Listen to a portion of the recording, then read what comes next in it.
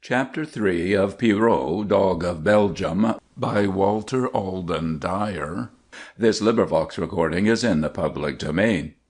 It was not long after old Lupé's death that a terrible thing happened.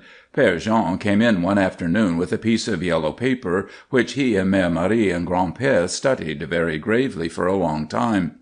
The children were sent to bed early, but they could hear their elders talking until very late. They could not imagine what it meant, but when Henri woke up once in the night, he heard Mère Marie weeping, which was strange, for she was usually so cheerful. Perhaps she was thinking about Lupé.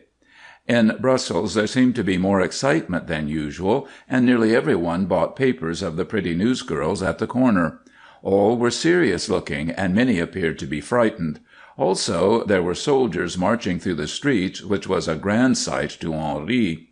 It was from the newsgirls that Henri at last learned what it was all about. It was war, which of course explained the soldiers. Henri's heart leaped as he watched them, in the hope that he might see some fighting, but he was a little frightened, too. On the way home he plied his mother with questions, but she was very quiet, and he did not learn much from her. At last he found out that Père Jean, who had once served a term in the army, had been called to the colors and attached to a company of reserves. Every day he had to leave the farm and the dairy in Grand-Père's hands and go away to drill. On these occasions he wore a uniform which, while not quite so gay as the one he wore in the band, was more martial-looking. This made Henri very proud, but Mère Marie had not much to say about it. Once, when Henri stayed at home to help Grand-Père, they heard a great sound of tramping and went out to see what it was. Up the road a cloud of dust appeared, and through it the legs of many men, all moving together, and the glint of sun on steel. Presently the soldiers came, hundreds and hundreds of them, marching past the little dairy farm toward Brussels. Henri wanted to cheer, but Grand-Père seemed so stern that he refrained. Together they stood beside the road, old man and little boy, very straight and rigid, saluting solemnly as the officers rode past. It was all most impressive. Henri continued to go to the city frequently with Mère Marie, not because Pierrot was likely to misbehave, for he had learned his lessons well, but because Mère Marie more and more wanted him with her. Everywhere he heard talk of the Great War, and learned to keep his ears open. The Germans had come, and there was fighting at Liège, though Henri did not in the least know where Liège might be. Everyone was proud of the brave men who were holding the forts, and Henri could understand something of that. He was proud, too, especially as his father was a soldier, though he did not understand why Père Jean had not been fighting and winning battles. Wounded men were occasionally brought into Brussels, and Mère Marie seemed much troubled by the sight of them. Henri wanted very much to question them about fighting, but was given no opportunity. Then came the day when the terrible news that Liège had fallen sent Brussels into a fever of excitement. Some of Mère Marie's customers packed up and moved away to Antwerp or Ostend or England, so that Pierrot's route grew shorter. There seemed to be fear that the Germans might appear at any moment. "The French!" cried the people in despair. "Where are they?" When Mère Marie and Henri reached home that day, Père Jean was waiting nervously, in his uniform, with his rifle and accoutrements ready. "We have been called to the front," said he. "The Germans must be kept from Brussels." Not much more was said. It was not a time for talking. Père Jean kissed them all, even old Grand-Père, and said good-bye, and hurried off down the road. Mère Marie was very brave, and did not weep till he had gone. Then she pressed Henri and wee Lisa close to her, and sobbed bitterly, which made the children cry, too, and Pierrot, who had not been unharnessed, came dragging his cart, and thrust his moist nose among them in sympathy. But Grand-Père stood alone by the road, looking toward Brussels, his shoulders squared and his lips closed in a thin line. Then horrible events took place very rapidly.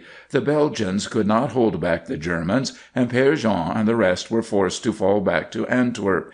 The Garde de Ville in Brussels advised Mère Marie not to come to town any more, so they said good-bye to the pretty newsgirls and their other friends, and tried to explain the matter to Pierrot, who complained the next morning because he was not harnessed to his cart.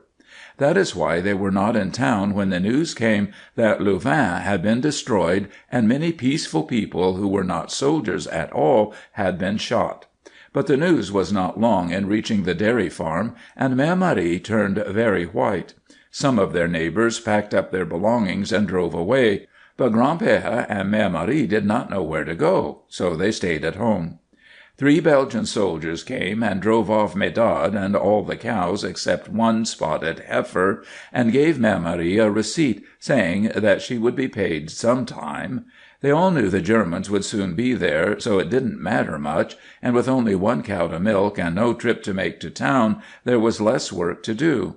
Gran'père, with the help of Mère Marie and Henri and Pierrot, began to harvest such of their small crops as he could. On August 18th, a frightened neighbor brought word that the king had left for Antwerp, and that Brussels was in the hands of the Germans. "Why cannot we go to Antwerp, lieve moeder?" asked Henri, "and be with the king and Père Jean and the soldiers?" But Mère Marie only shook her head. She could not speak.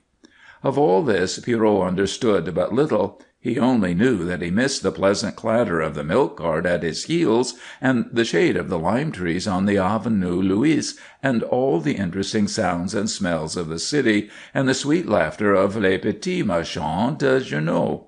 Also he missed the strong, kind hands and deep voice of Père Jean. But he, too, was soon to learn something of the meaning of war. A few years before, a regiment of carabiniers had started to use dogs to haul small supply carts and mitrailleuses, or machine guns. They were the soldiers who wear dark green uniforms with narrow yellow braid and yellow badges, wide-collared overcoats in winter, and queer high-crowned hats with chin-straps and plumes of glossy green-black cock feathers sprouting from green and yellow rosettes. That is, of course, the parade hat. In action they wear little round caps, or take the feathers out of their hats and cover them with black oilcloth. The experiment with dogs proved successful, and now that there seemed a prospect of much fighting and marching in the rough country, the army decided to extend this branch of the service, and began to commandeer hundreds of strong, well-trained chiens de trait. Just before the first Uhlan appeared at the Van Huyck farm, a Belgian carabinier came very hurriedly one morning and led Pierrot away. The dog resisted at first, but soon found he had got to go, and trotted off up the road by the soldier's side. The children clung to his rough neck and wept until Mère Marie dragged them into the house, but Gran'père stood very straight and still and put his hand to his forehead when the soldier and Pierrot marched away. The last thing Pierrot saw as he turned back at the bend in the road was the stiff, brave figure of the old man standing before the little farmhouse, and the last thing he heard was the wild wailing of wee Lisa, who could not understand and would not be comforted. Pierrot and the carabinier were soon joined by other soldiers with other dogs, and they all hurried along the strange roads together. It was a long journey, more than 20 miles, for they made a wide detour around Brussels, passing north through Anderlecht. When they arrived at last at Malines, Pierrot was placed in an enclosure with many other dogs. They were not used to being together in this way, and 2 men had to go about among them with whips to keep them from fighting. But Pierrot, who was always friendly, found this contact with his kind rather pleasant, though he was greatly perplexed by it all and wanted to go home. At night the dogs were fed and given straw to lie upon, but none of them slept well in the new surroundings, and their guards were tired and irritable before morning. After daybreak soldiers came and took out the dogs 2 by 2. Finally, a big, bearded carabinier named Conrad Orts approached Pierrot. He patted Pierrot's head, opened his mouth to look at his teeth, and ran his hand down the hairy back and legs, as Père Jean used to do, and Pierrot liked him. Also, he seemed to like Pierrot, for he smiled and said, "Un bon garçon." Then he selected a big, strong, surly-looking dog named Jeff, so Pierrot afterward learned, and led the two dogs on leashes out into an open field where there were tents and carts and piles of boxes and bundles and much bustling about. They came to a strange little cart, the like of which Pierrot had never seen before. It was a rapid-fire machine gun mounted on two bicycle wheels. In place of shafts there was a single tongue with two collars fastened at the end, one on each side. One of these Conrad snapped about Pierrot's neck and the other about Jeff's, and then fastened the traces. Then he trotted them about for a few moments till he seemed satisfied. The gun and carriage weighed less than 200 pounds altogether, which was a very easy load for two strong dogs on level ground. Other dogs were being harnessed to similar vehicles, only some of them had ammunition boxes in place of the little cannon. Then Conrad tied the dogs and went in search of the two soldiers who had brought them, in order that he might learn their names, which was a wise thing for him to do. For a day or two Conrad Orts spent much time training Jeff and Pierrot, taking them through water and over all kinds of rough country, that they might be ready for anything.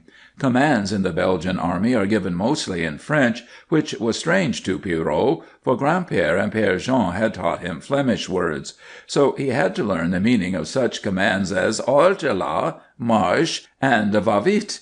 But he and Jeff soon learned to obey Conrad, even when he did not hold the reins, pulling the little cannon with a will across creeks and up and down steep banks, and dashing with it through thickets where neither horses nor automobiles could have gone. The dogs soon discovered each other's ways and learned to save their strength for the hard places and to pull well together. And in spite of Jeff's taciturnity, Pierrot found him to be an honest fellow, always ready to do his share of the work, and he came to like him. Conrad seemed much pleased with them both. Then came a morning when there was great excitement in the camp of the carbineers. Men were running all about, and officers were shouting commands. Conrad came and hurriedly harnessed Pierrot and Jeff to their carriage, and they started off on a run down the road toward Brussels with some of the other dogs and guns. When they had gone about a mile, the dogs were unharnessed and tied to trees, and the guns were placed in the road. Presently the galloping of horses was heard, and shots were fired, which frightened the dogs and made them try to break loose. But they were much more frightened when their own guns began to speak. A horrible din arose, and some of the dogs lay down and cowered, and others pranced and howled. Men came and kicked them and told them to be still. All of the soldiers seemed hurried and excited. Pierrot was trembling violently and wished he were at home with Grand-père and wee Lisa, but stolid Jeff took it all very calmly, and that put courage into Pierrot. A company of Belgian infantry came running up, and throwing themselves flat on the ground by the roadside, or standing behind trees, they began firing at the Uhlans. Then, after a little, two armored automobiles came rushing along and charged down the road, and the firing of the machine guns ceased. By and by the order came for the carbineers to fall back, and the dogs were quickly harnessed up again. Some of them had to be kicked and cuffed into action, but Pierrot and Jeff obeyed Conrad Orts in spite of their fear. Beside their gun a soldier lay moaning, and Pierrot sniffed at him curiously. He could not understand any of it. It had been only a little outpost skirmish, but it was Pierrot's first taste of war.